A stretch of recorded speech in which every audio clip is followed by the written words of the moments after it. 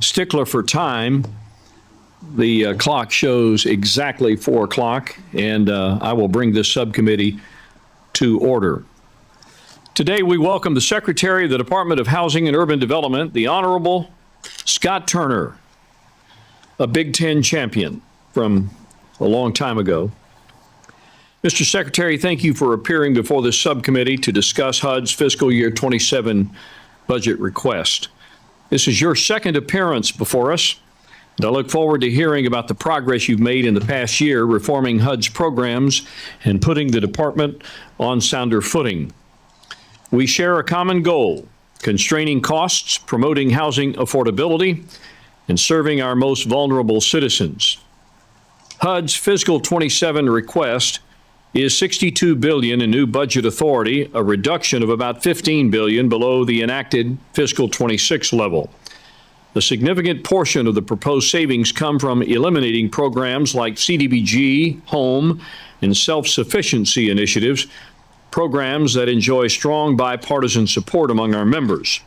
Our markup may reflect some differences with the budget request as we weigh member input.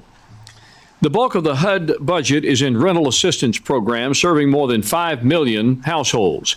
Many of these are elderly, disabled, and working families who depend on contract renewals and vouchers to keep a roof over their heads. You've described your approach as common sense compassion, and I think that's exactly the right spirit. My commitment is to make sure this subcommittee gives you the tools and the funding to make that principle real for the families who are counting on it. Some of the savings in the budget request depend on authorizing proposals that will require action from the Financial Services Committee. I trust that your team will engage with that committee and my colleague French Hill of Arkansas on those reforms. Our shared goal is to make HUD's programs as effective as possible, creating opportunity for citizens to prosper while ensuring a responsible safety net for those who need it. Mr. Secretary, the work you're doing matters. This subcommittee is a partner in making sure that we get it right. So with that, I'd like to now recognize my dear friend from South Carolina, the ranking member of this subcommittee, Mr. Jim Clyburn, for any opening remarks he would like to make. Thank you very much, Mr. Chairman. Let me join you in welcoming the Secretary here. Mr. Secretary, just got off the plane from Dallas. My grandson-in-law has just moved to Plano. And so I hope to get more acquainted with your section of the country. I think we all agree that housing is a basic human need. It serves as a foundation for education, health, and financial outcomes for nearly every family in America. Without a safe and stable place to live, it is difficult for families to improve educational outcomes, maintain good health, or increase their earnings and build wealth.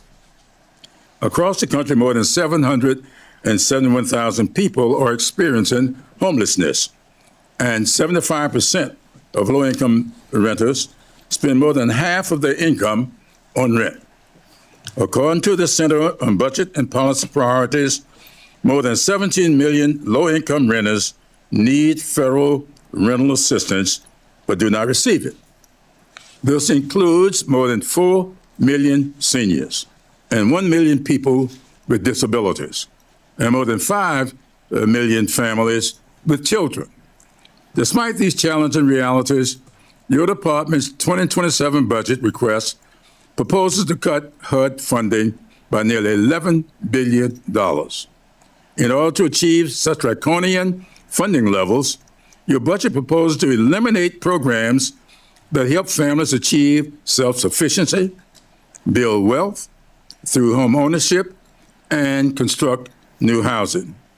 This is not only unacceptable, but unrealistic given the dire need to lower the cost of living for Americans.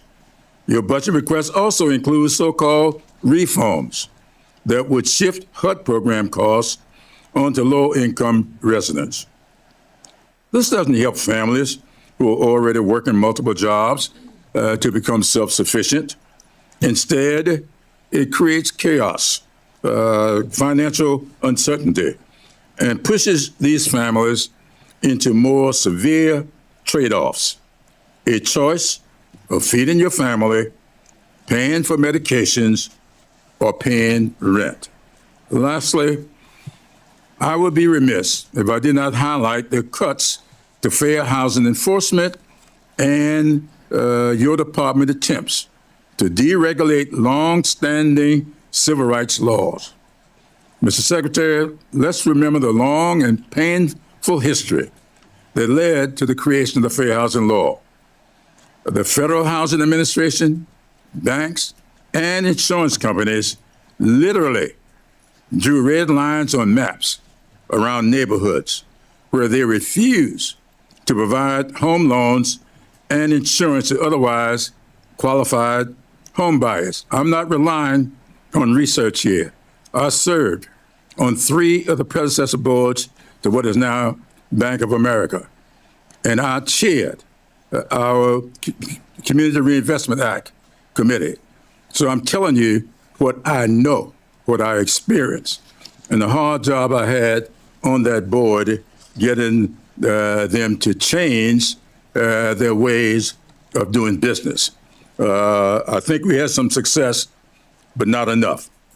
This discrimination extended to Black veterans returning from World War II, Korea, and Vietnam. These men and women had served their country, yet were excluded from the GI Bill's housing benefits that were transformational for white families. Black veterans were denied VA-backed loans. Of the first 3,350 VA housing loans in the state of Mississippi, only 2, not 2%, only 2 went to Black people. Not even fighting for our country abroad earned them a fair shot at the American dream here at home. Black families were denied the primary path to building generational wealth, and that created a racial wealth gap that still persists to this day. The Fair Housing Law of 1968 represented a simple but crucial promise that every American would have an equal opportunity to secure safe, decent housing. Unfortunately, since the start of this administration, we have seen an attack on longstanding laws that were enacted to stop excluding Black people from the greatnesses of this country. The current state of housing and the cost of living in America calls on us to question our national priorities. Unfortunately, Mr. Secretary, this budget proposal ignores far too many realities and is an exploitation of our most vulnerable. Mr. Chairman, I implore my colleagues on this panel to work together on a bipartisan basis to find real solutions to the housing crisis and drive down the cost of living rather than increase the economic burdens of everyday Americans. I thank you, Mr. Chairman, and I yield back. Thank the gentleman from South Carolina. I will now recognize the full committee chairman, Chairman Cole, for his opening remarks. Thank you very much, Mr. Chairman, and thank you, Ranking Member Clyburn. I'm also pleased to be joined by my good friend, the Ranking Member of the full committee, and each and every member here. This is a very important subcommittee. Welcome, Secretary Turner, and thank you for appearing before us today and for your continued service to the American people. This subcommittee oversees a portfolio that touches every American, from roads and bridges to the rental assistance that keeps a roof over the heads of our most vulnerable neighbors. Few areas of government operate at a more direct and community-focused level. Whether through housing assistance for our elderly and disabled or economic development programs like CDBG, HUD's reach into the daily lives of Americans is profound. That's why the subcommittee takes its oversight responsibilities so seriously and why we expect accountability from our agencies. One area that has long been a priority for me is how HUD fulfills its trust and treaty obligations with tribal communities. When I chaired this subcommittee, I worked to elevate tribal housing programs, and I'm grateful that Chairman Womack has continued to build on those investments. And to be honest with you, I do have concerns, which we'll discuss during the question period, about your budget in those areas. These obligations represent commitments made to sovereign domestic nations that have waited far too long for the federal government to make good on its promises. I'm pleased that you've engaged tribal leaders directly, including the Tribal Intergovernmental Advisory Council, which you hosted last September, and I appreciate that very, very much. That kind of meaningful consultation reaffirms HUD's commitment to its government-to-government responsibilities, and I trust you'll continue to prioritize it. Mr. Secretary, we have important work ahead of us. The American people deserve a HUD that is well-managed, responsive, and funded to meet its mission. This subcommittee intends to do its part. I look forward to a candid and productive dialogue today. With that, Mr. Chairman, I thank you and yield back. Thank you, Chairman Cole. Now recognize a full committee ranking member, Ms. DeLauro, for her opening remarks. Thank you very much, Chair Womack and Ranking Member Clyburn and my colleague, Mr. Cole. Good to be with you today, and Secretary Turner, welcome. It is no secret that the American people are facing an affordability crisis, despite the president's insistence that affordability is a, and I quote, con job or a, quote, hoax. I can assure you it is very real for working families today. One of the largest contributing factors to the cost of living crisis is the rising cost of housing. According to census data, more than 43 million households are cost burdened, meaning they spend more than 30% of their income on housing. Roughly half of all renters in the United States fall into this category. In order to afford a single-family home at the current median price, you would need to earn more than double the current median household income. But the Trump administration has failed to take any action to bring down costs. In fact, they are making it worse. A report from the National Association of Home Builders estimated that Trump's tariffs on home building materials increased costs by $10,900 per home. Almost $11,000 per home increasing costs. At the same time, the Trump administration is proposing to slash funding for programs that support American families struggling to navigate these high costs. The president's budget proposes a $1.3 billion cut to housing construction at a time when more than 750,000 veterans, unaccompanied youth, people with disabilities, victims of domestic violence, and other struggling Americans are experiencing homelessness. HUD is also attempting to drastically upend the continuum of care program, ignoring decades of evidence-based research and federal courts stepping in. The administration's intentional delay to issue grant awards last year threatened to put 140,000 people out onto the street.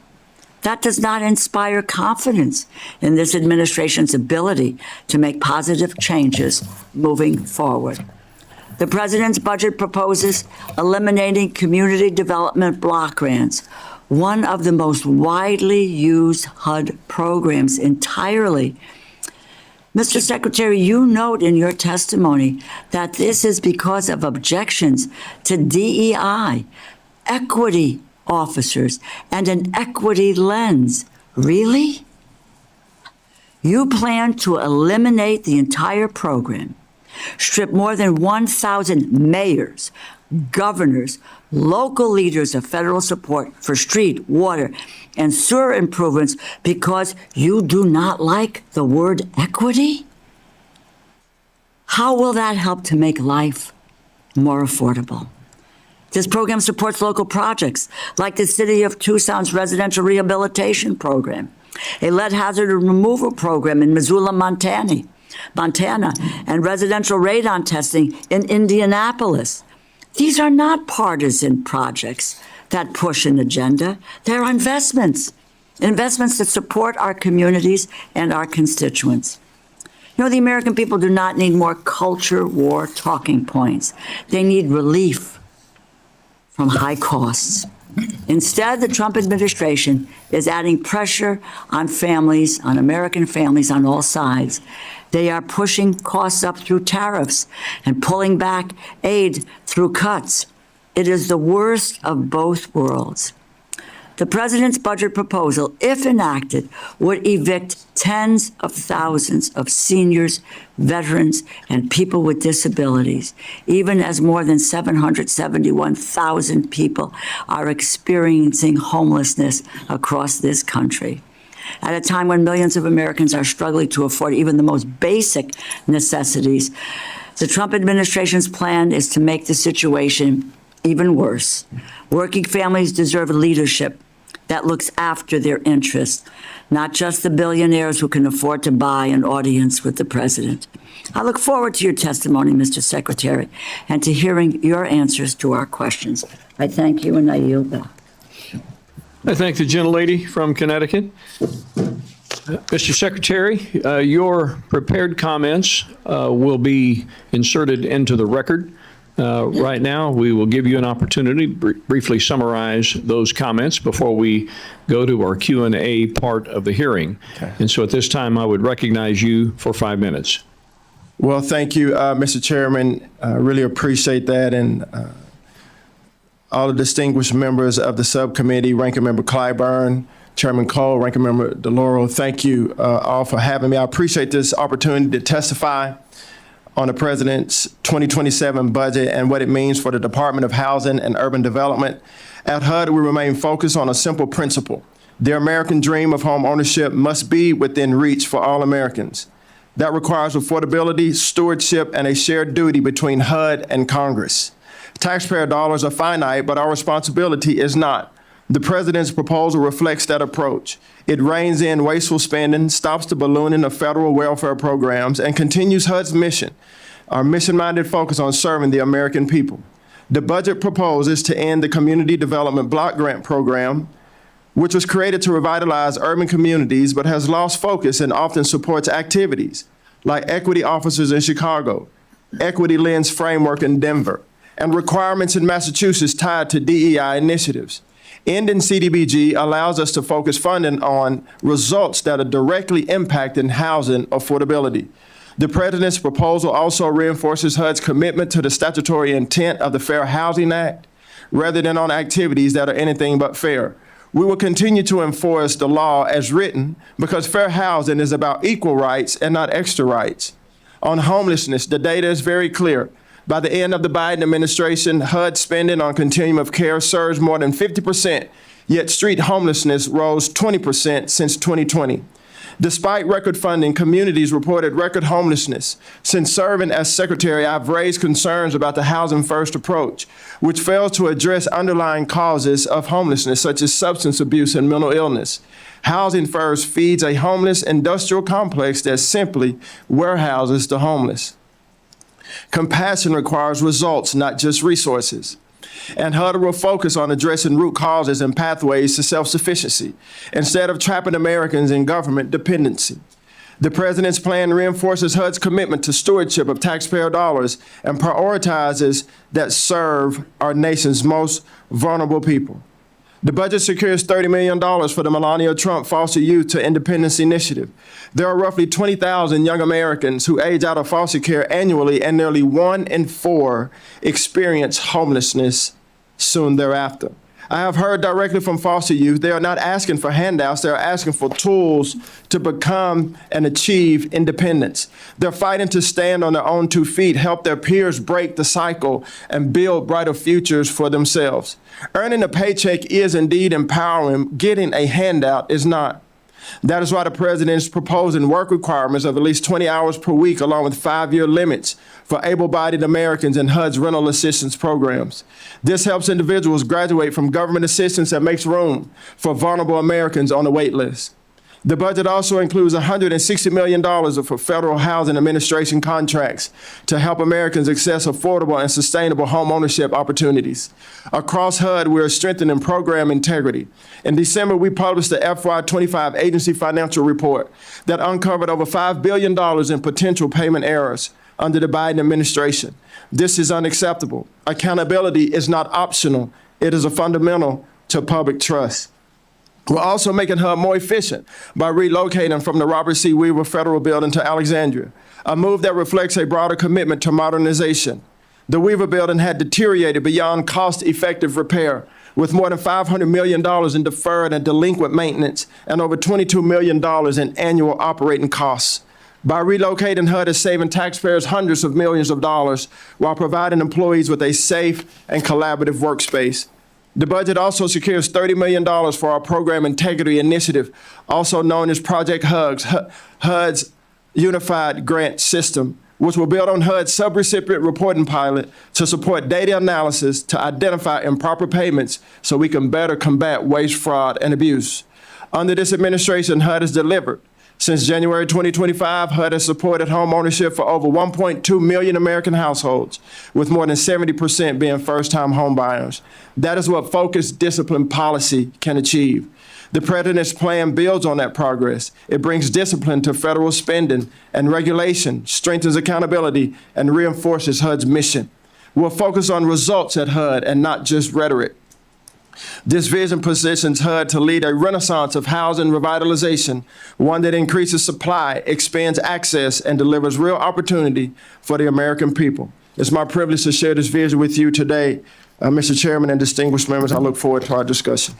I thank the Secretary for his opening comments. We will proceed now to the questions. I will recognize myself for 5 minutes and remind all of my colleagues that we will enforce the 5-minute rule, so please get to your questions as soon as possible so as to allow time for a reasonable response. Secretary Turner, I know you've been busy this past year implementing both an internal and external transformation with the goal of, as you often say, getting HUD's fiscal house in order. This begins, of course, with your ongoing efforts to identify risks and direct staff resources to mitigate those risks.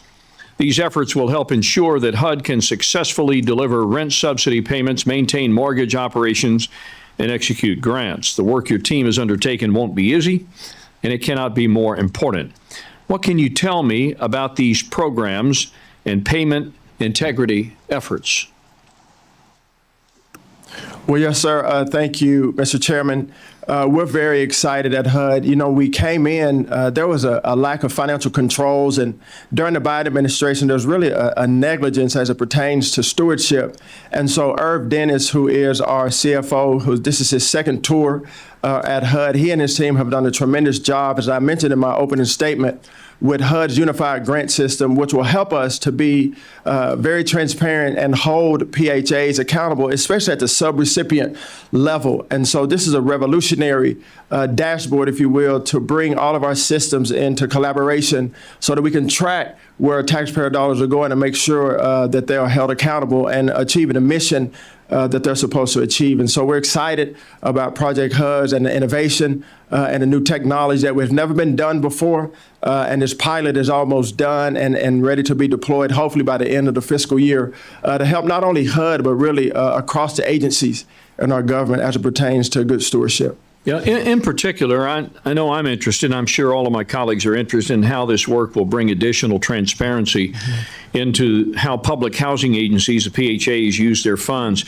Will the way the PHAs across the nation report grant expenses and program outcomes to HUD be affected by these new systems and processes? Yes, sir. And there will be more accountability and transparency, because prior to this, it was hard to see once the money went out the door, in particular at the subrecipient level, you know, what happens to the money. And so this will help the way that it's reported, but also help us to track it in a way that's good stewardship for taxpayers. How are we working with the PHAs to help prepare them, coach them through this transition? Yes, sir. We've had extensive conversation with PHAs. I myself travel across the country, but our team at HUD has extensive conversations to help PHAs in understanding that we need better policy making, better decision making, and more transparency. And this Project HUD will help us to achieve that mission. I understand that the fiscal 25, in that time frame, HUD could not assure that its own financial statements were accurate. Well, that's kind of a sad commentary for the greatest country on the planet. This resulted in auditors issuing a disclaimer of opinion stating that they can provide no opinion on the quality or accuracy of HUD's own financial statements. And that was back in fiscal 25. What is your team doing to improve HUD's internal procedures, financial controls, and management oversight within the department? Thank you, sir. And I'll go back. During the first Trump administration, when Irv Dennis and this team were here, HUD had 4 years of clean audits.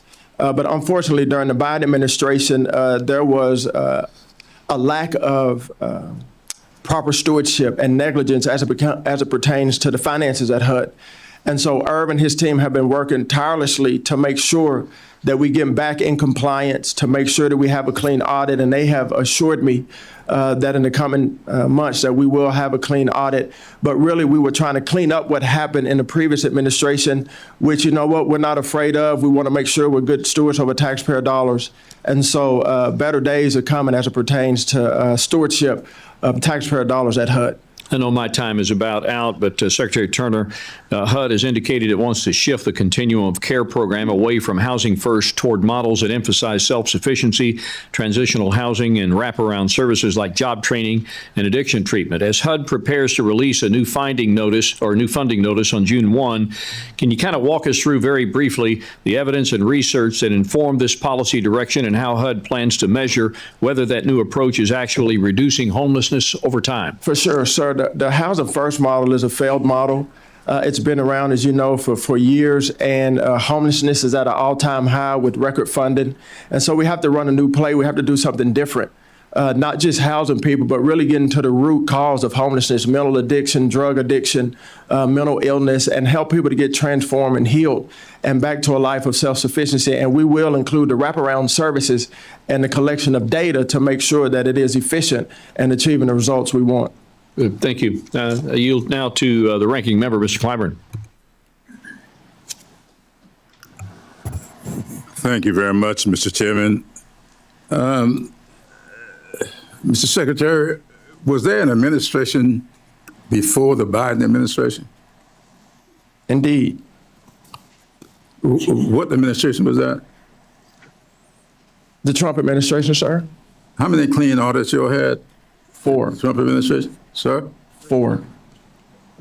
You had 4 clean audits when Trump was there. You're on the record. Okay.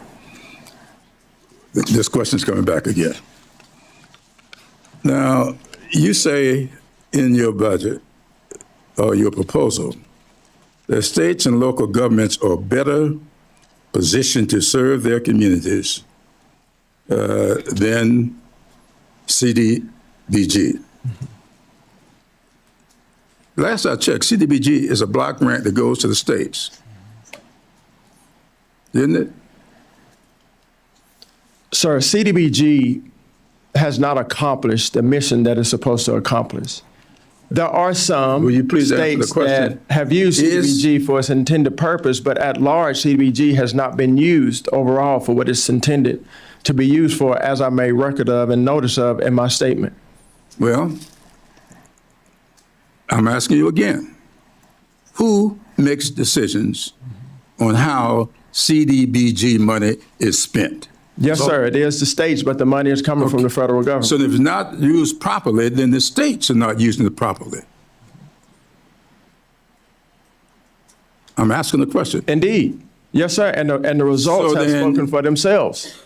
So then you are saying to me, you take all this money away, and then the states will get the money from where to meet the needs that are laid out, and give you some of it.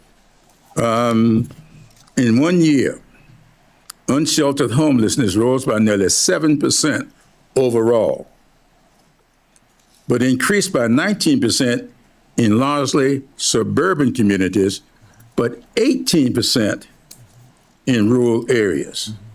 How am I to meet the needs of the rural areas in South Carolina with your budget? And sir, I think that's a great question. When you look at record funding for homelessness, and yet homelessness goes up significantly, then there's a problem. It's not a money problem. It's a stewardship problem. It's a fundamental problem of the way the program is ran. It's not just housing people. It's not just creating a homelessness industrial complex. We have to treat the real root of homelessness, be it rural, be it suburban, be it urban. And that could be mental illness. It could be drug addiction. But we have to treat these illnesses, get people transformed and back to a life of self-sufficiency. Housing First is a failed model. And we can't keep losing plays, and that's it's a paradigm shift, if you will, Ranking Member Clyburn. We care for people, our homeless neighbors that are on the street, no matter if they're in rural areas, if they're in suburban areas, tribal areas, but we can't keep just housing people. We have to treat people to get them healed. Okay. And matter of fact, sir, I've experienced this in my own family. My uncle was homeless, and we found him. And we were able to put wraparound services around him. Okay. Yes, sir. So am I to understand that if we treat mental illness in the outdoors somewhere or under a tree? No, sir. I said it's not just housing. Yes, we have to house them, but then we have to treat them. But it's continuum of care. It's in the name. We got away from the model. So we just house people instead of treating them and getting them transformed. Okay. So if you are mentally ill, in need of housing, then because you have not been treated by the appropriate agency, we're going to render you homeless. Mm-hmm. Sir. That's the natural conclusion to your statement. It actually is not. My statement is saying we can't just house people. We have to continue to care for them to get them healed. We are just housing them. We are housing them. We got to house them first, second, and third. It doesn't how just do you house them if you take all the money away? Housing first is a failed model, sir. I know slogan there. So I'm not dealing with slogan there in here. I'm not either, how sir. do you house people when you took the money away? I'll get back. Okay. Thank you, sir. Mr. Cole. Thank you very much, Mr. Chairman. Mr. Secretary, as you know, this is the 30th year of the anniversary of the HUD, the Native American Housing Assistance and Self-Determination Act. HUD authorized also the Indian Housing Block Grant Program. So pretty important milestones.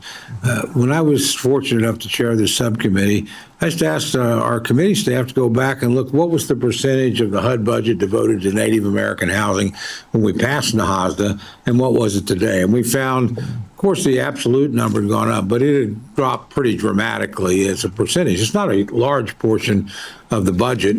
It was less than 3%, I think about 2.8% of HUD funds devoted to tribal housing, but it had dropped down to about 1.5 or 6 in that kind of neighborhood. So we saw really, and it wasn't associated with any particular administration, one party or the other. It was just out of sight, out of mind, declined for 30 years. This subcommittee, frankly, had not had a hearing on Indian housing in over 20 years. So I asked to go back and take a look at it, and when I was fortunate enough to be here, we had a substantial increase to get back to where, not to replace all the intervening lack of investment, but to get back up to where we had been in the late 1990s as a percentage of the HUD budget. And that resulted in a 32% increase in spending on Indian reservations and in particular.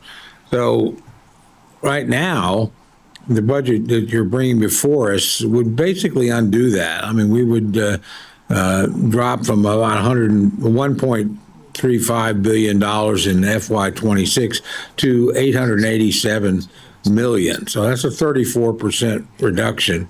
Indian Housing Block Grant Formula Program, which received again $1.1 billion in FY 2026, would drop to $872, about a 21% reduction.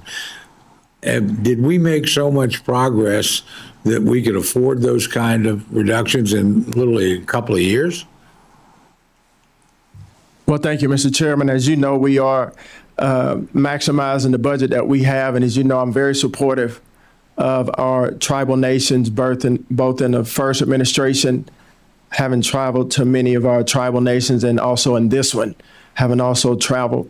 And as you stated, it's about almost $900 million, about $887 million, I believe, And my goal and our goal at HUD is to really maximize that to help our tribes.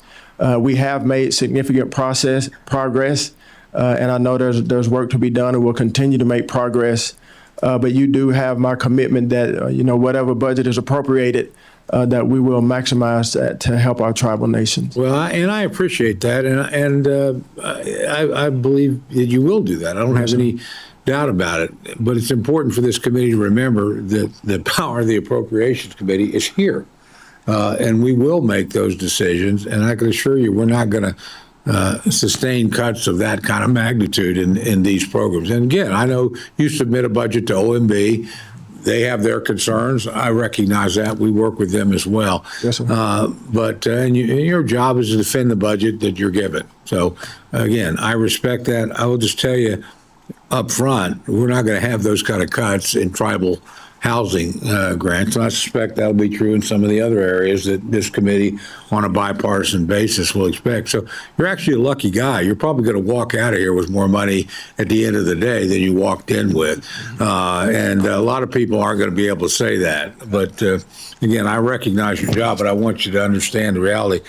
I am also worried about the Section 184 program, and I'm very happy to see the program's requested, the president's requested authority and necessary resources to operate that essential program. But as you know, it ensures mortgage capital flows to areas that have long been forgotten and ignored by banks, and that's a real problem on Indian reservations. The legal challenges of how you secure a loan in Indian country and dealing with sovereign entities is a real problem for banks. But by providing a financial guarantee, you make it possible for home mortgage loans for native borrowers to be repaid in full. And that actually frees up a lot of private capital that otherwise just simply wouldn't be there. So I want to commend you for that. And I want to commend the president's recognition of doing that. But again, back to the basic program, and I'm running out of time here. I just want this committee to understand as we work through this process, one way or the other, we're not going to have cuts of the order of magnitude that we're talking about in tribal home program. And we're not going back to where we were 3 or 4 years ago. And I know you've visited some reservations, worked with some tribes. I am very appreciative of that. I think if more Americans went to places like Pine Ridge and saw the housing conditions, they wouldn't believe it. They would think they were in a third world country. The federal government has a special obligation there, a trust and treaty obligation, and this committee is going to do its best to fulfill it under Mr. Womack's leadership. But again, thanks for what you're doing. Look forward to working with you through the process. Thank you. Yield back. Thank the chairman. Let me translate, Mr. Secretary, what the wise chairman just said. This committee is going to make your job a lot easier. No need to thank us now. Ms. DeLauro. Thank you, Mr. Chairman. Just a point on what the chair of the full committee was talking about. You propose completely eliminating the self-sufficiency program at HUD. And because you want to try to promote self-sufficiency, but we're going to eliminate this program used by public housing agencies and tribes to incentivize residents to increase their income, build savings, and achieve economic independence. You would eliminate more than 1,600 service-coordinated jobs that support over 136,000 families across more than 800 tribal and affordable housing developments. So there we go. Continuum of care, program designed to promote the end of homelessness.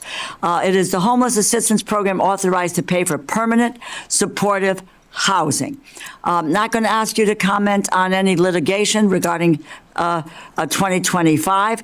I'm going to remind you that this committee expects the agency to award Q3 and Q4 renewals by the deadlines that are mandated in the 2026 HUD Appropriations Act. Mr. Secretary, how many beds of permanent supportive housing are funded by this program?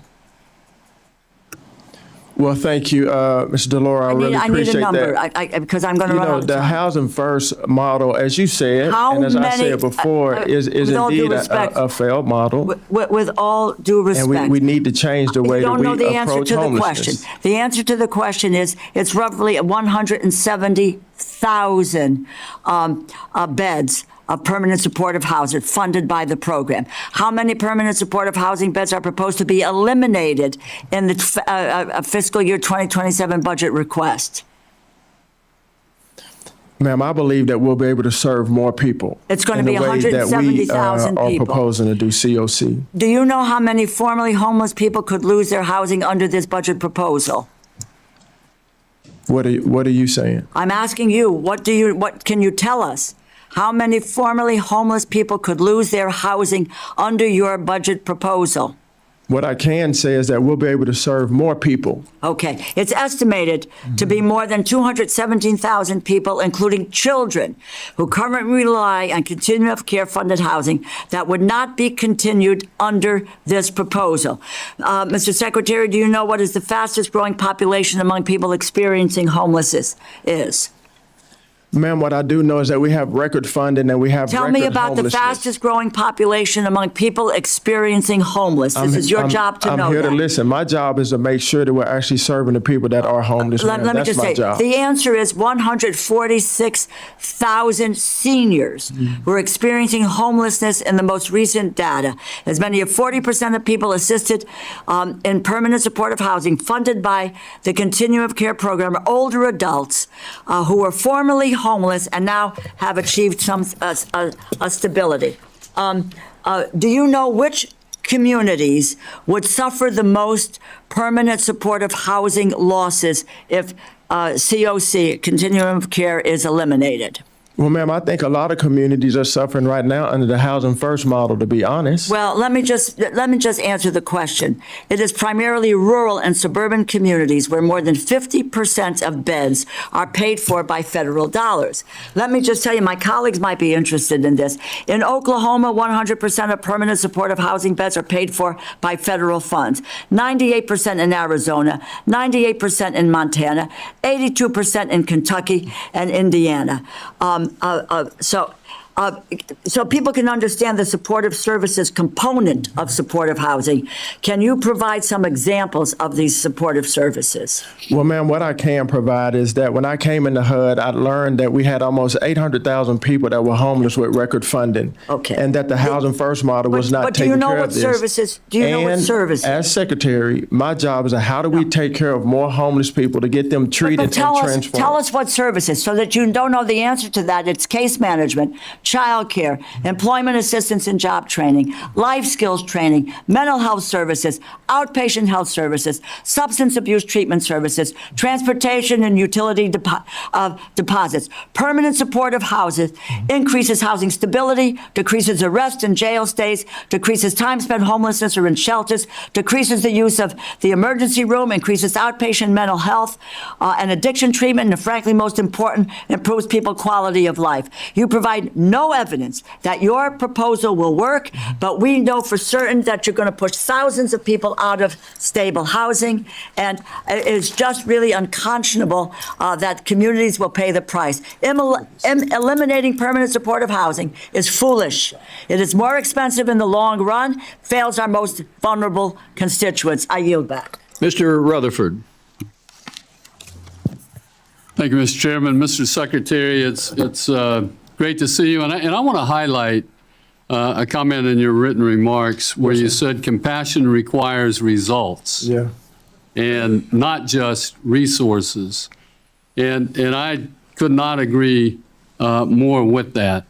And one of the things that I want to focus on in my questioning is prevention of homelessness. We focus a lot of times on those who are homeless, but we don't look at those who are about to fall into homelessness.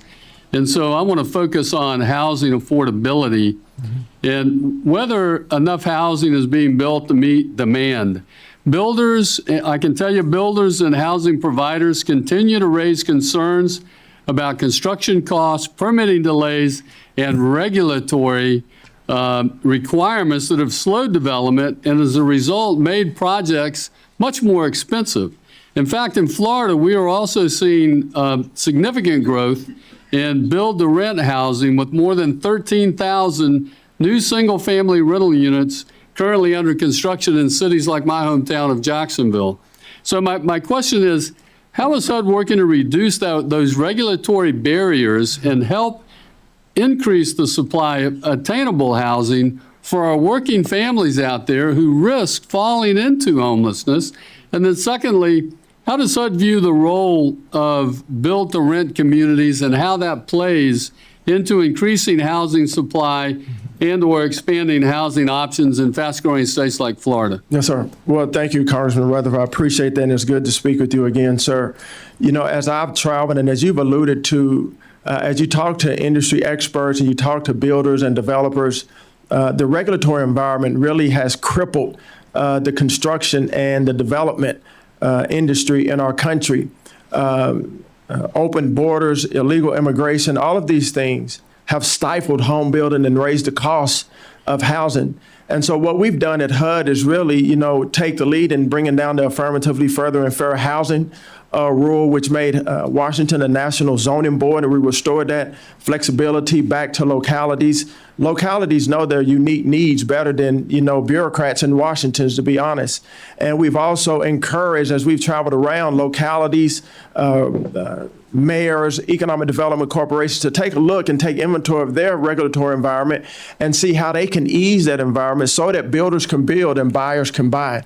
The president just signed 2 new executive orders, as you know, one to reduce the barriers to building, constructing affordable homes, and others to bring more competition to the mortgage industry to get the hometown lenders back into the game. And so reducing these barriers from a federal, state, and local standpoint will help builders to build. And also, you know, taking down the International Energy Conservation Code, which added almost $30,000 to every project, you know, to help builders. Builders are already building to these codes. And so the regulatory environment has really crippled development in our country. And when you look at the build to rent, when you look at single family home, multifamily home, we need about 7 million units of housing in our country of all sorts, manufactured homes. And so I support, you know, developers and builders to build affordable housing for the American people. But the regulatory environment has to come down. Bureaucracy has to be erased. Thank you for those comments. And I want to follow up with this because it is about not only having adequate resources, but making sure that we're using those resources wisely, as you've indicated. Last time we spoke, we talked about some improper payments and how they're identified. How is HUD working to ensure those cases are resolved and funds are recovered? Yes, sir. And how is HUD holding individuals accountable when fraud, misconduct, or oversight failures occur, including among HUD employees who fail to go look at the no pay list? Yes, sir. And are we recovering those dollars when they're improperly paid out? Thank you, sir. And, you know, we've mentioned, you know, the almost $5 billion in improper payments.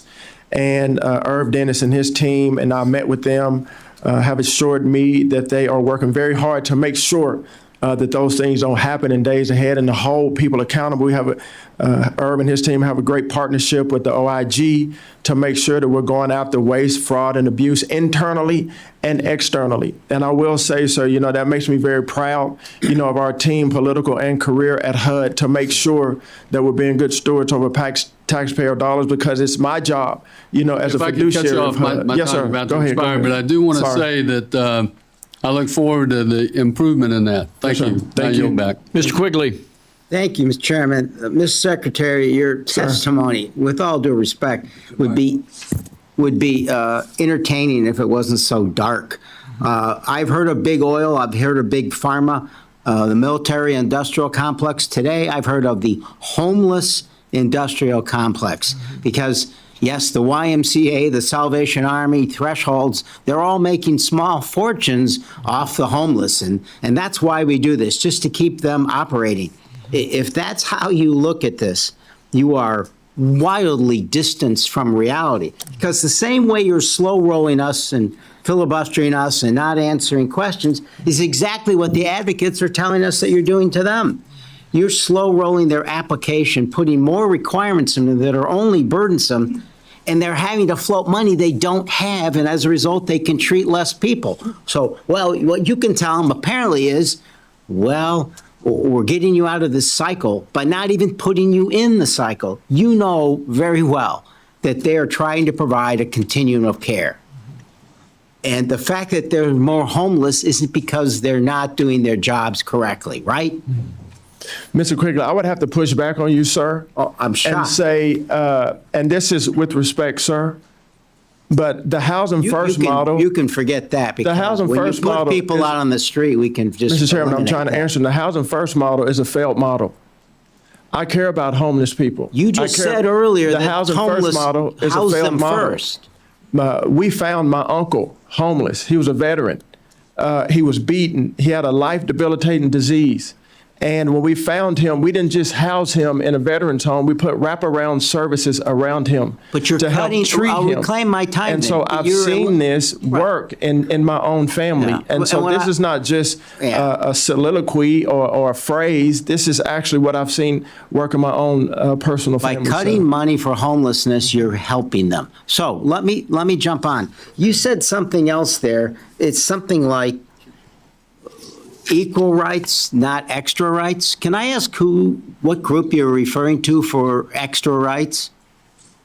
Equal who's rights, not who's extra. When you talk about who's getting extra rights? When you talk about the Fair Housing Act, it's our job at HUD to uphold and to enforce the Fair Housing Respectfully, who's getting extra And rights so that we you're want worried to go. about? We want to go after real discrimination and not phantom discrimination. Well, who's being phantomly discriminated against? we want to go after real discrimination, sir, not Just tell- phantom all right, then discrimination. answer this question. Who's actually being discriminated against? We're going after real discrimination. Who, okay, does that? Equal rights. I guess I according to gotta the Fair guess Housing that Act, this is why you not cut extra HOPWA, rights. because you it's think 7 LG classes. It's 7 I'm classes. reclaiming You my know time. this. Yes, sir. I'm going to take a wild guess that you think LGBTQ people are getting extra rights and privileges, which is why you cut HOPWA, despite the fact that NIH has said that many studies have shown that access to housing is associated with better outcomes. That's why HOPWA, that you cut completely, 90 to 95% of the people in HOPWA, supportive housing, are meeting their HIV medication goals. It's well below half for people who are homeless. So you cut housing, HOPWA grants. Is this because you think LGBTQ people are getting extra rights? Sir, I did not say LGBTQ are getting extra I'm rights. asking you who you Our think's job- getting extra Our rights. job is to You enforce cut the Fair HOPWA, Housing it's a pretty Act. good inference, Our right? job is to have a paradigm shift for all people that are homeless. Why cut HOPWA? Our job is to make sure that we're treating people that are homeless, to transform people. All right, I that are got that homeless. answer. So It's what's not the one answer in is particular why group. cut, so disproportionately cut in HOPWA, why cut HOPWA? Sir, we're on a budget. This is a budget. HOPWA is part of the budget. All American people are You part got of the choices. budget. Why We're HOPWA? not singling out HOPWA. You single them out, you just cut them to zero. That's pretty much the definition of singling them We out. proposed it to go to emergency solutions grant, sir. It's in the budget. You saw it. You know you can't look yourself in the face and answer I that. You know the absolutely can't. fact Yes, that, sir. that you're cutting this disproportionately impacts the LGBTQ community. And you put that together with extra rights for some groups, which you refuse to name, which is a really chicken way of not answering the question and not telling the American people you're discriminating against gay and lesbian people. Mr. Zinke. Thank you, sir. Well, I thank you, Mr. Chairman. That's direct back to what, number one, I appreciate your service. Yes, sir. Thank you. As a former secretary, I know it's difficult. There's a lot of tasks in there, but I greatly appreciate you stepping up to the plate. Thank you. So, from just a Montana perspective, so your budget, your total budget is what? About 70, the proposed budget, Yes, about 73 billion. 73 billion. And of that 73 billion, how much actually goes to the frontline housing? I'm talking about what it actually, bureaucracy aside, these different programs, what of the $73 billion this Congress has given you, Yeah. how much actually goes to frontline and houses people? Well, sir, you have the budget in front of you as I do. And, we want to make sure that as you saw from PIH, that most of this budget is for housing. And we So have requested. 2/3 is for housing? Yes, sir. All right. So of the 2/3, how much goes into, just inform me, how much goes into rural versus urban? Because I'm sitting out in Montana, you know, and as the chairman has described, not a lot of the housing dollars goes into our American Indians. Yes, sir. Not a lot of it goes out to, I don't think, rural Montana. So how much of the budget is concentrated on cities where there's a dense population of housing, of homelessness and housing needs? Yes, sir. And Congressman Zinke, we can get the exact numbers for you, sir. My staff will be happy to get that to you. As you know, I don't have that in front of me, but we're happy to get it to you. But dealing with the tribes, as we were talking with Chairman Cole, I'm very much in favor of our tribes. I've traveled to many tribes around our country, the first term and this country. You know, we just had our $1.1 billion grant for our NAHASDA. Well, and I appreciate it. And so we're And going to continue to And I prioritize appreciate that. you- Yes, sir. You're looking into it. I appreciate you coming Yes, out sir. and looking. For And sure. secondly is, thirdly is demographics. So how much housing is, if you had to break it down to, let's say, U.S. citizens? Let's just get right to the point. How much housing is U.S. citizens and how much housing is non-U.S. citizen, whatever category you want to put it in? Right. Green card, illegal, work visa.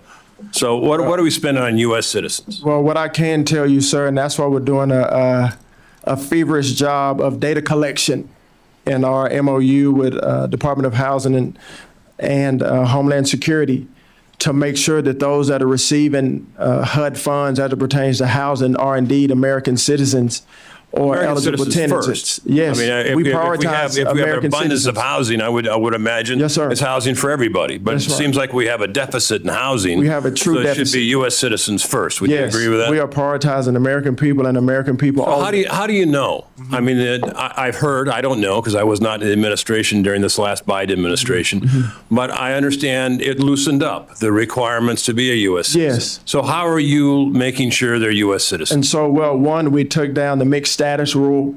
Our new proposed rule for mixed status to make sure that those that are receiving HUD-funded housing are indeed American people with verification. We have our SAVE verification, which is our systematic alien verification enterprise.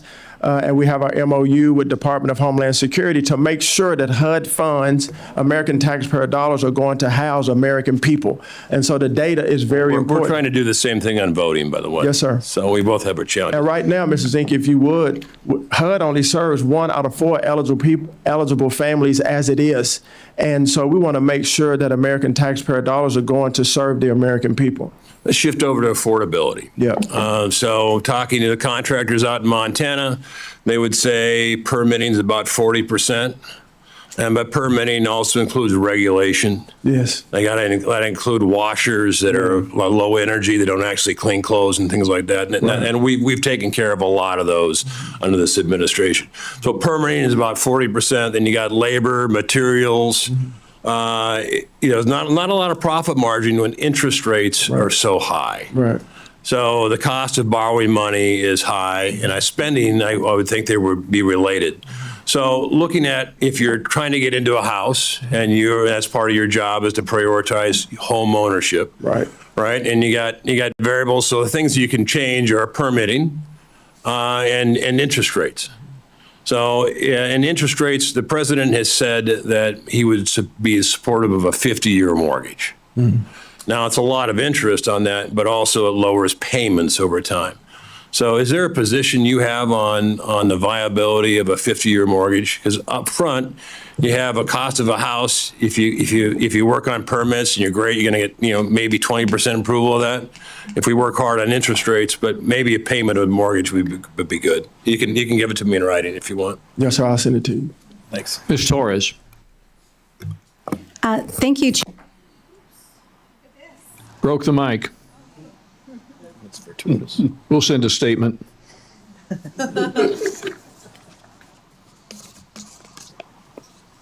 My clock again. It's not And my we're going fault. to give her back 15 seconds. It's not my fault. This for a equipment broken is bad. mic. Thank you, Chairman Wilkmaker. I appreciate you making my time whole. Secretary Turner, it's really nice to see you again. Welcome back to our committee. Yes, ma'am. Thank you. Last December, I sent a letter to the White House laying out immediate steps the administration can take to address the housing crisis. The letter, by the way, was co-signed by 53 other members of Congress. But Secretary Turner, that was 5 months ago. And we are anxiously waiting for a response. Can you commit to me today to responding to my letter? And great to see you, Congresswoman. You said you sent a letter to HUD or to the White House? To the White House, but we also sent it to your office. Okay, yes, ma'am. We will make sure that our staff works with your staff to make sure we get you an answer. Thank you. Chairman, I will, I request to submit a letter for the record just so that we have it. Without objection. Secretary Turner, the January 2025 fires in Los Angeles displaced over 100,000 Californians and many small to medium-sized businesses. But here we are a year later, 7 out of 10 survivors still haven't been able to return. And thank you, by the way. You took the time with your staff to walk the walk and go out there and talk to the victims and see for yourself how terrible that damage was. As a survivor of a fire, let me tell you how much that means to people like myself that have experienced that. This is a life-changing disaster that shouldn't be a political issue.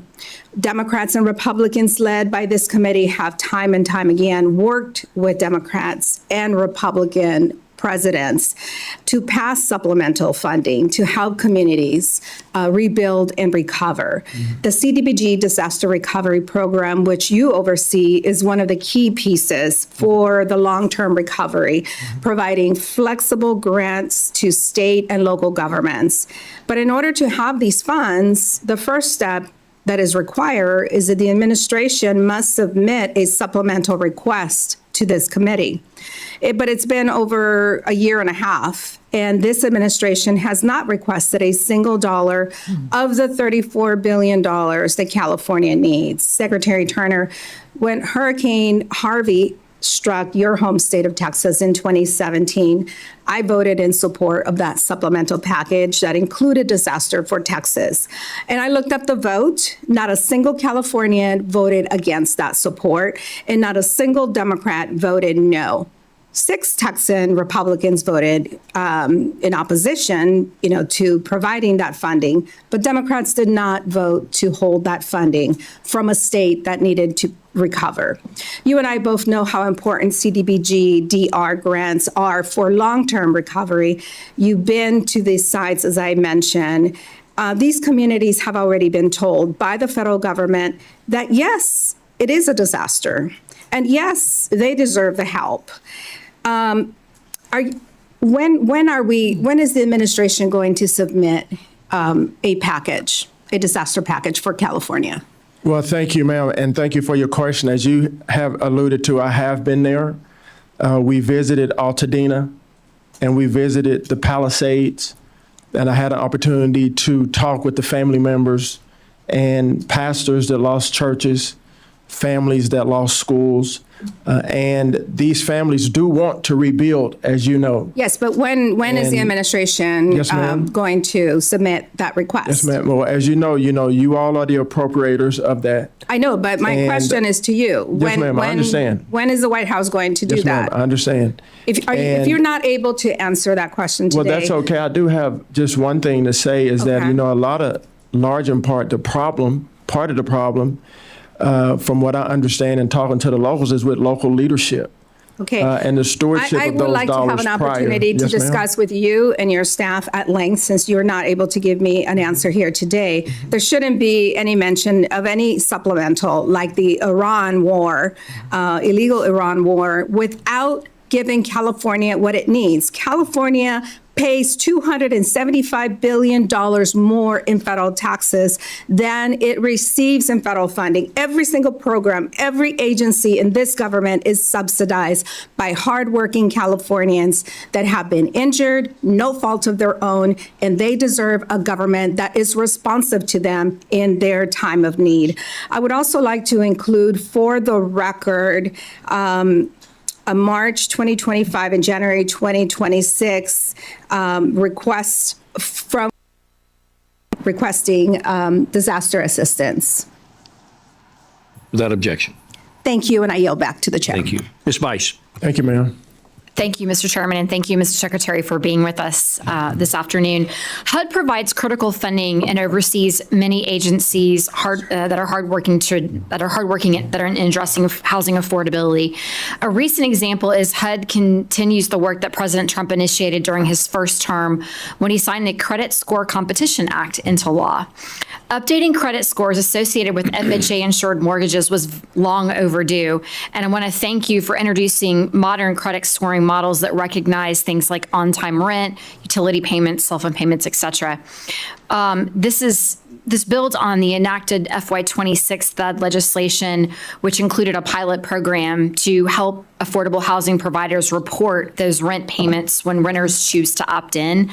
I'm curious, can you give us a timeline of when the FHA-approved lenders will begin delivering the insured loans that are scored upon these new credit models? Yes, and thank you, Vice Chairman Bice. It's good to see you again. Our team, as you know, we did make this announcement for the credit score competition, and we're confident, and this is, a timeline, a vague timeline, but hopefully by the end of this year that we can make that announcement and get those running.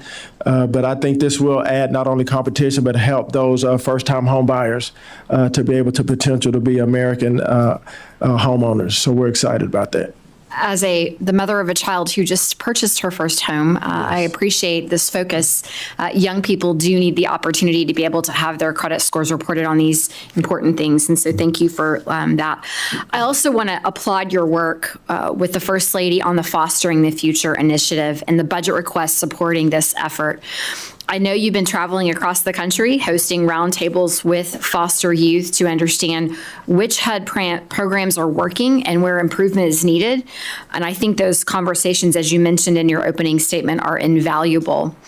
I've had constituents reach out about the Foster Youth to Independence Initiative vouchers that assist youth transitioning out of the foster care system.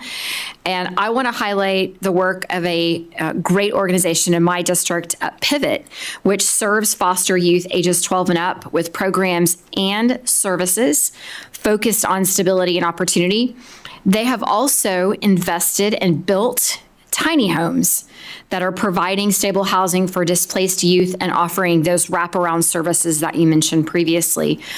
One of the services is Pivot Preserves, where youth are employed and supported as they transition into full-time employment by creating jam that they actually can and sell. Mr. Secretary, I would like to know what other innovative programs that you have seen across the country that are having great success in helping these foster youth who are aging out of the foster care system. Well, thank you for that. And I have had the honor of traveling to several states and hosting these foster youth to independence programs, and hearing from the foster youth around our country will give you a perspective that you may not have unless you hear from them directly. And the things that they go through the foster care system, through multiple placements, to being dependent on people who they just met, to having gone through trauma, certain types of trauma. And so what I've seen that's been remarkable is really the nonprofits and the wraparound services that come alongside of these foster youth to help them with financial literacy, to help them with education, the furthering of their education, to help them to understand how do you use, the housing voucher. And so I think the partnership between public and private and faith-based entities has really helped our foster youth to thrive. We have a lot of work to do. As you know, the child welfare system has a lot of brokenness in it, which has created a lot of broken young people. But I will say the drive and the heart that I've seen in our foster youth around the country is very encouraging to me. They just want help to be able to land on their feet and then to be self-dependent, and independent. And so I'm encouraged by it. What I've seen, there's still a lot of work to do, but thank you also for your care for this and your involvement with this. And I look forward to visiting Pivot when I come to your great state. And well, if I may, Mr. Secretary, also mention another incredible organization at home, Positive Tomorrows, which is actually a school for homeless children. And they are providing services to the parents of these children to help them get back on their feet. Margaret Creighton and her team at Positive Tomorrows do incredible work as well. So two great entities. I would love to host you in Oklahoma City and showcase the great work being done there. The last thing, I'm kind of running short on time, but I do have some questions about the department's proposed changes to the claims without conveyance of title program at the FHA. Happy to follow up in writing on that, but I think there are some concerns around that. I know that you have a tough job. This is not easy. These are difficult and emotional things that you are working with and dealing with. But I appreciate the fact that you are looking to spend taxpayer dollars wisely. It is not always throwing more money at the program. Sometimes it's taking a step back and looking and evaluating and recognizing that doing the same thing over and over again and expecting different results is a failure. Yeah. And looking at this with a fresh set of eyes and being able to identify where the challenges are and try to rectify those is commendable. So thank you for your service. And with that, Mr. Chairman, I yield. Thank you, Ms. Bice. Mr. Aguilar. Thank you, Mr. Chairman, Ranking Member Clyburn. Mr. Secretary, thank you for being here. I wanted to start by sharing a letter with you from the city of Fontana in my district. Actually, Representative Torres and I both represent portions of Fontana, and they submitted a community funding project that I helped secure for an apartment project. I wanted to ask if we can work together on seeing if there's a resolution to this issue, and I'm happy to give you the letter from the mayor. Sure. I think they've been in communication with you as well. Yes, sir. So I appreciate that. For sure. I wanted to turn to FY27. A budget, as we all know, is a statement of our values, and you have heard some of our disappointment with affordable housing programs, continuum of care, family self-sufficiency programs, home investment, all of these that have been proposed dramatic cuts under what you've submitted to us. The West End Regional Navigation Center, which is a local success story that we have, was only possible through a combination of this funding. You're likely aware of the bipartisan momentum on housing affordability legislation as well that has surrounded this Congress. Your FY27 budget request, however, does not align with that focus. This morning, we sat through FY27 hearing with Secretary Hegseth, where we heard a record proposed $1 trillion in defense, a $500 billion increase to support in part an ongoing war of choice with Iran. We have talked about not doing the same thing over and over again and expecting different results. I hope we can take that logic to the Pentagon budget as well. The budget that they are increasing would dwarf HUD's entire budget, as you well know. Meanwhile, you've testified that we don't have enough money for these housing programs. We need to do everything we can to ensure access to affordable housing for Americans, and that means American citizen children as well. And I want to pick up on a thread that you had with Representative Zanke. I'm extremely concerned about HUD's new proposed mixed status rule, and that it will result in the displacement of families and children from their homes. In my district, we know of 61 such American citizen children at risk in my district, California's 33rd. What safeguards do you propose to implement to avoid the displacement of minor children, including eligible citizen children, that your rulemaking leaves them out? It takes away funding that is eligible for U.S. citizens. Mr. Zanke asked you, and you said it should be U.S. citizens, and you engaged in that. If that is the priority, why engage in a mixed status rule that goes after that funding and hurts that entire family, including the U.S. citizen age children? Well, thank you, Congressman. It's good to see you. And again, with the letter that you will submit, we're happy to work with you in your office on that. When you look at the mixed status rule, as secretary, it is my job to make sure that HUD-funded housing is going to American citizens and eligible tenants. And that's why we have the data collection, our SAVE project, and other data collections to make sure that that money is going indeed to American citizens. During the Biden administration, there were people who were signing up for HUD-funded housing and stating that they were American citizens, yet they were not adding or giving verification that they were American citizens, and this was overlooked. And then there were others who have become a part of that household who marked on their application, I do not contend my immigration status. And so without verification of them being American citizens, I am not required to give HUD assistance to people that are not eligible. I'll reclaim my time. I will submit to you that people on both sides of the aisle feel if people fraudulently fill out their information, they should not be eligible. What I am talking about, you're conflating these issues. What I am talking about is U.S. citizen children are not being allowed support through your programs if they have a mixed status family. Let me describe how this works.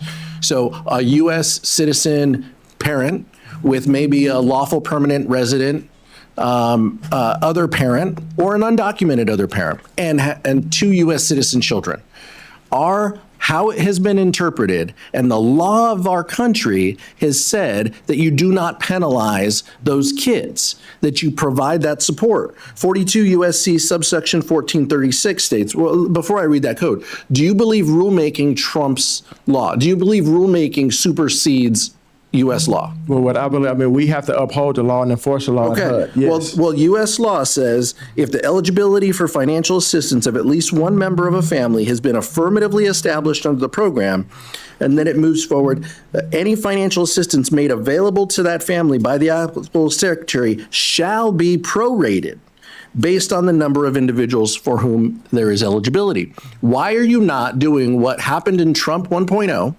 what happened in the Bush administration, what happened in George H.W. Bush administration? Since 1984, this has been the law of the land. Prorate the money.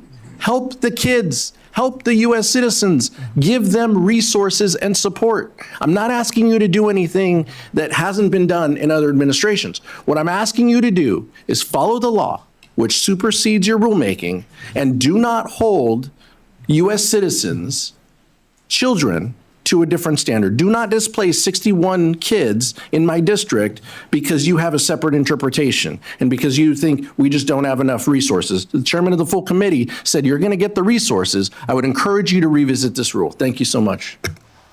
Mr. Strong. Thank you, Chairman Womack and Ranking Member Clyburn, for holding this important hearing today. Secretary Turner, thank you for being here today. It's good to see you once again.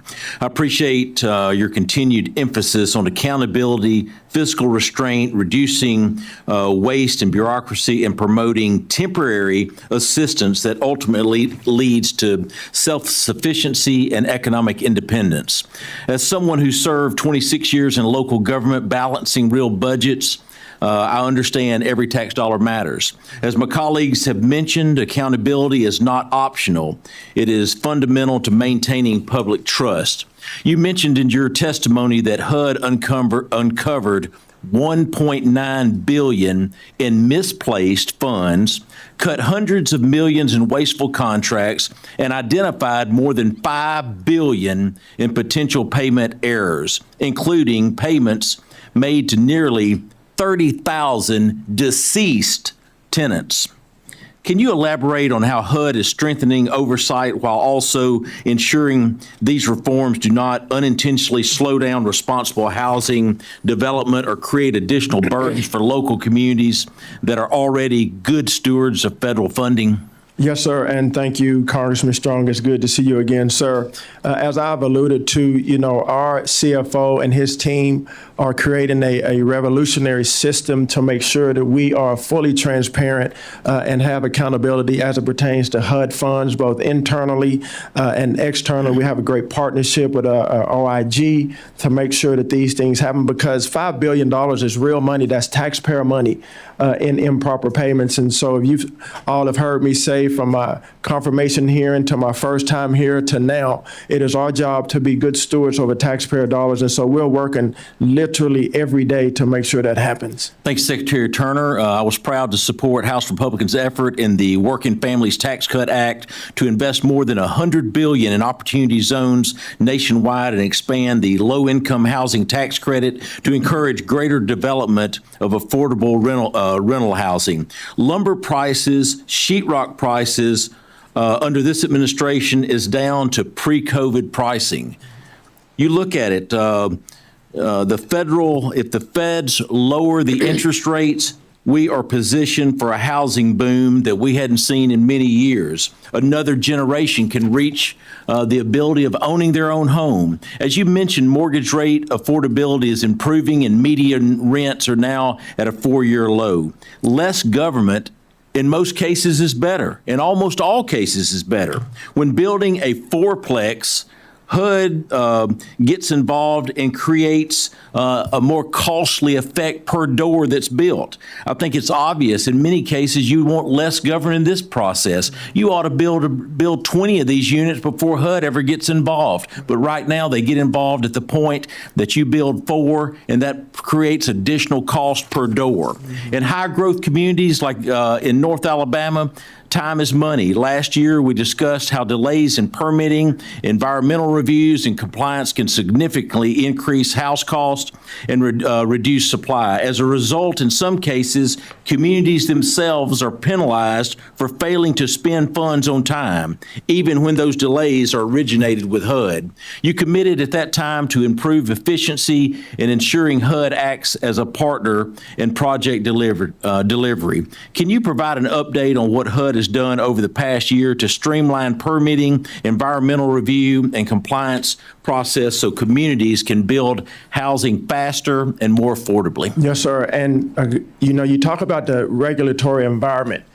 When you build a single-family home, 25% of the cost is in regulation. When you build a multifamily project, 40% is in regulation. When you have these the Biden-era green energy mandates, that adds up to $30,000 per cost of a home, $100,000 in fees to a single-family home. And so we started by taking down the affirmatively further and fair housing rule, which made HUD or Washington a national zoning board to restore that back to localities. And we've been encouraging all of our localities, as I've said before, taking inventory of your regulatory environment so to make it easier for builders to build and buyers to buy. When you bring the cost down, you bring the supply up. When you get the government out of the way and you bring in the private sector and build these public-private partnerships, which are very impactful, as we see in opportunity zones, it raises the supply in our country. Again, we need 7 million units of housing. And so bringing down that regulatory environment is crucial. Thank you. Mr. Chairman, I yield back. Mr. Espiat. Thank you, Chairman Womack and Ranking Member Clyburn. Thank you, Mr. Secretary, for being here today. Mr. Secretary, would you say that part of your mission at HUD is to keep families together by keeping a roof over their head? So I would say part of our mission at HUD is to provide affordable, safe, and sustainable housing and to help more American people achieve the American dream. And do you think that it is a good thing, that it is a fundamental American value to keep families together under one roof? Yes, sir. I believe that family formation is very important. I believe that having a strong family makes stronger communities, and stronger communities make a stronger state, and so on and so forth. So when a family is split, or for whatever reason, a natural disaster, for issues within the family structure, it could very well be that that family is weakened. Am I correct in saying that? Well, I wouldn't say that that family is weak. I came from I came from a broken home, a broken family. Okay. Because of decisions, that were made within the family. It is my goal and desire, that families can stay together. American families can stay together because I believe that's best for the children. But you also have to make good decisions within the family. Correct. To keep that family together. And every family doesn't make good decisions, and I understand that. But so you do agree that a family that's together under the same roof is living under a good model that could help that family move forward. And in fact, part of your mission is to make sure that people have access to affordable housing and live under the same roof. Well, part of our mission is to make sure that the American people, people that are here in America legally, have access to affordable, safe, and sustainable housing. Well, on February, HUD released a proposed rule that would alter the reading of the Housing and Community Development Act and essentially force mixed status families to choose between access to rental homes, rental assistance, and staying together as a family. In fact, if a family has a mother who's a U.S. citizen, a dad who is a legal permanent resident or undocumented, and 3 children that are also U.S. born citizens, American citizens, you're saying that this family could very well be split and be divided and not have a roof over their head. What happens to these U.S. born children that are no longer able to stay under one of your housing development or homes? Well, sir, in Section 214 of the Housing and Community Development Act that you just alluded to, it says that the secretary shall not provide assistance to those that are here illegally or that are not eligible tenants. Well, these are U.S. born children. And during this time, you have to verify that you are an American citizen or an eligible tenant. These are U.S. born children, and the mother is a U.S. born or an American citizen. What happens to a child if a family is split or they're thrown out of a home because of the status of their dad? What happens to that U.S. born child? Well, it's almost, you think what I say, families have to make good decisions within the family. Do you think that that child has the right to have a roof over their head? If you're making a decision that impacts your family negatively, then that's a decision that the family made, not so the child US should government pay. Made. The child should pay for this circumstance, that there is one member of the family that is undocumented, yet the mother is a U.S. citizen and they are as well. Do you think that child has every right and privilege that is offered by the U.S. Constitution? Sir, I'm the Secretary of HUD, and my job is to enforce and follow the law. If a family is breaking the law and making a decision to do so, then everybody in that family suffers. It's unfortunate. I reclaim my time. I'll reclaim my time. Mr. Chairman, clearly, the Secretary is implementing a rule that is splitting families up, including U.S. born children. Mr. Chairman, I am not surprised. I claim my time. I am not surprised because I've seen U.S. born children deported as well. Their own decision to game the system. So I asked the Secretary that if in fact he is one that supports family values and keeping families together, that he revise this rule and do as such. I yield back. Now it's my pleasure to welcome our newest member to the subcommittee, Mr. Shreve. Thank you, Chairman Womack, and thank you, Secretary Turner, for joining us. This is my first hearing on this subcommittee, and so I come to this with a fresh set of eyes and an opportunity to kind of come clean up on some of the questions that have been asked by my colleagues up dais. I represent Indiana's 6th District. I'm from Indianapolis, and the district extends both south and east. And so I have the opportunity, as I move around my district, to have that housing perspective from an urban, suburban, and rural perspective. I've got some faster growing parts of my district and some slower growing communities. Housing challenges, issues, affordability come up everywhere, as Ms. DeLauro said, with our seniors, but most especially with first-time home buyers. Young home buyers aren't so young. They're average around 40 years of age now. My colleague, Ms. Bice, noted some of the changes that FHA had implemented, in which first-time home buyers were able to leverage their good payment history on rent or utilities, and the implementation of that program, which I've got to believe is helpful. But my question for you is, Mr. Secretary, how do we expand access to mortgage credit without repeating the mistakes that have been made in the past? Meaning, how do we help creditworthy buyers get into homes, but also maintain sound underwriting and protect our taxpayers? Yes, sir. And welcome. Thank you. Indiana is a championship state, as I visited with the Indiana Hoosiers yesterday, and that coach is for real. He's intense 100% of the time. But, you know, when you look at this with the executive order that the president signed to increase the competition in the mortgage industry, to bring back the hometown lender, the community bank, if you will, back to the game. As we know, since Dodd-Frank, community banks were not really in the mortgage game. And so to bring them back and increase their competition is a very encouraging thing. And this is, you know, when you look at this, it's for credit-worthy people and those who can qualify. And when you look at the announcement that we made to expand, to bring in Vantage Score and FICO 10T to help people who have a long rental history, so that they could be potential homeowners. And I have heard, you know, from people, you know, we don't want another 2000, 2008, 2009. It doesn't take away the rigor. It doesn't take, you have to be a credit-worthy borrower. Yeah. And so I hope that encourages you and those who are listening. You know, it doesn't take that out, but it does expand it so that more people can potentially be homeowners. I appreciate that. I've got a practical idea that is going to result in probably an easy answer for you here, but I want to put it on the radar of those that are tuned in and my colleagues.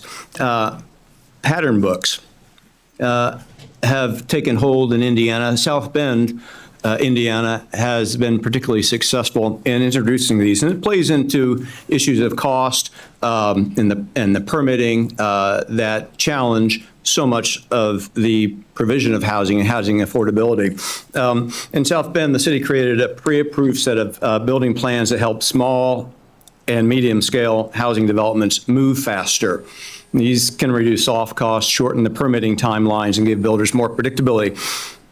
And this is not a federal takeover of local zoning. And I served my hometown as a commissioner on the Metropolitan Development Commission, and I think it's important that we keep that authority local.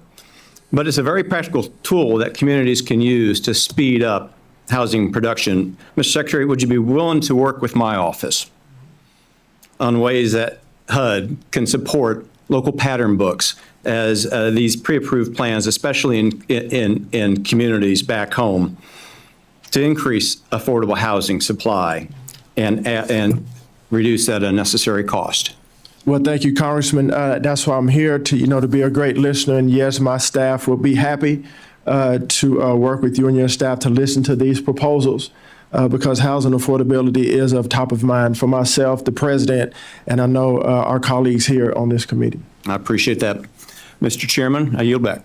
Mr. Siscomani. Thank you, Mr. Chairman. Secretary Turner, great to see you again, sir. Thank you so much for the visit to my district a couple of weeks ago. Enjoyed having you there. My constituents did as well. You certainly have one of the toughest jobs in our federal government right now. It's tough for a lot of reasons. I think it's obviously a hot topic for so many families right now, which is affordable housing overall. You're also dealing with, as it was mentioned before, a very highly emotional issue for a lot of families, and rightfully so. And it's also a path to the American dream for so many families, whether they have generations in this country or they have pursued the American dream through naturalized citizenship. Whichever way, home ownership is a big sign, I would say, of that American dream and part of that journey. So this is a big deal that you're working on. When we were in Tucson, we talked about strengthening opportunity zones, increasing housing affordability, and expanding access to quality housing across Arizona's 6th district and the entire country. We also spoke extensively about the importance of cutting red tape at every level of government and the need to streamline the approval process for housing projects. Yet another reason why the job that you have is quite challenging, because there are a lot of things you can do at your level that we can do at our level in the federal side, but it's highly impacted by what happens at the local level, county level, and state level as well. The layers of bureaucracy of regulation that many areas have adds to that cost. And then, of course, the responsibility is cast solely on you and your team, in spite of really local communities having responsibility on that as well. So I look forward to working with you on this. So let me start with a quick question here. Hopefully we can get to a couple of these. In your testimony, you mentioned that the main goal of HUD is to ensure that the American dream of homeownership is within reach. For years, the U.S. has failed to build enough housing to keep up with today's demand. This shortage has created a significant need for additional affordable housing in southern Arizona and communities across the country. We see a common theme. Costs are higher, making it more difficult for families to enter the marketplace. So as you know, earlier this year, I introduced the FAST Housing Act, which directs HUD to launch a new pilot demonstration program for up to 50 communities in need of affordable housing to compete for federal funding. To qualify, communities would need to pull back regulatory barriers for affordable housing developers to be able to build these with less barriers. And is this legislation something that would align with the priorities that you have at HUD? Well, Congressman Siscomboni, it's great to see you again, and thank you for hosting me in your district. Wonderful people there in Arizona, and we're happy to work with you, as I've said before, with you and your team to go through this legislation and see how we can work together, because housing affordability, the increasing the supply of housing and bringing the cost down, again, is of utmost importance to me and a priority to me. So, yes, sir. Great. And I look forward to doing that as well. Like to highlight also the effective organization in my district. You met with them, the Gospel Rescue Mission, you had the chance to meet with. The Gospel Rescue Mission Center for Opportunity is one of the most effective homelessness providers in Arizona, offering not only shelter for homeless individuals, but also substance abuse services, faith-based counseling, employment training and placements, and more. They even have a mobile cafe where their program participants are able to gain on-the-job training. Since 2019, they have helped 747 people make a full recovery from addiction. 2,598 people obtain permanent stable housing assisted.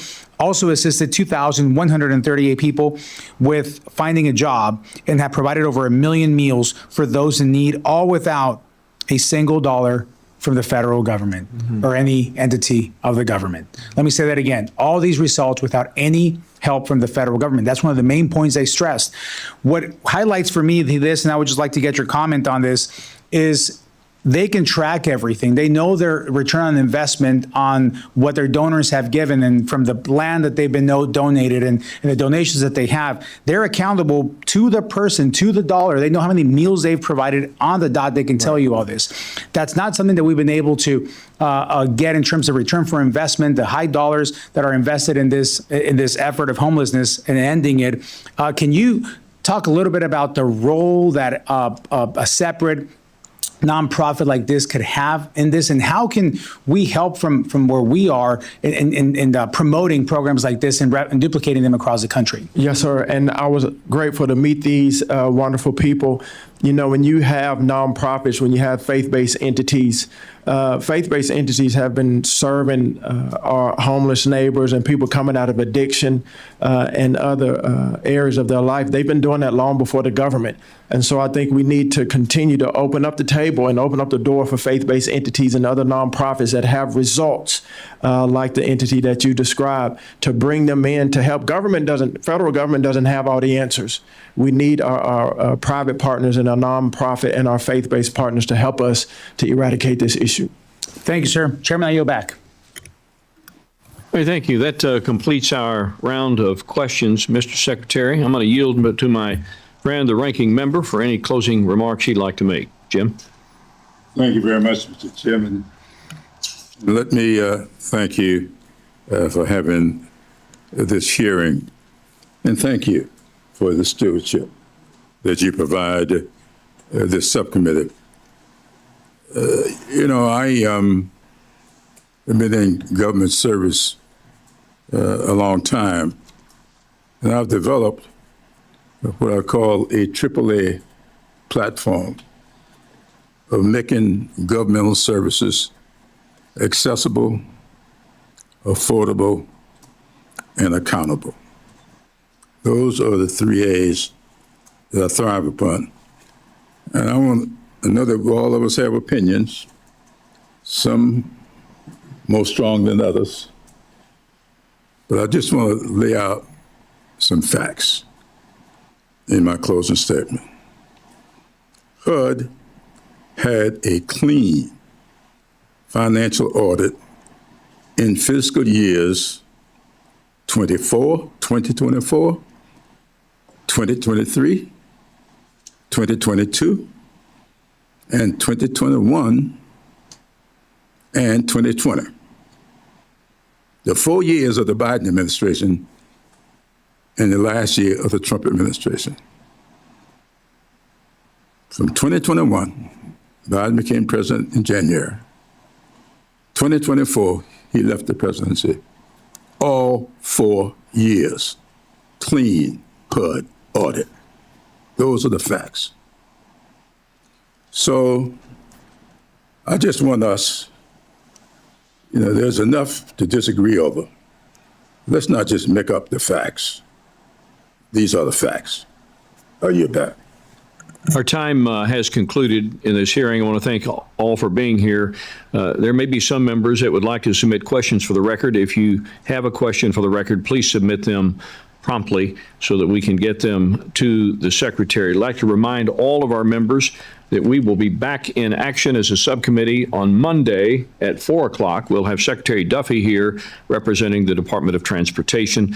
I hope that we have a full house and can execute that hearing on schedule. In closing again, Secretary Turner, thank you so much for coming before us. We look forward to working with you as we continue the fiscal year 2027 THUD appropriations process. And with that, this subcommittee stands adjourned. Thank you.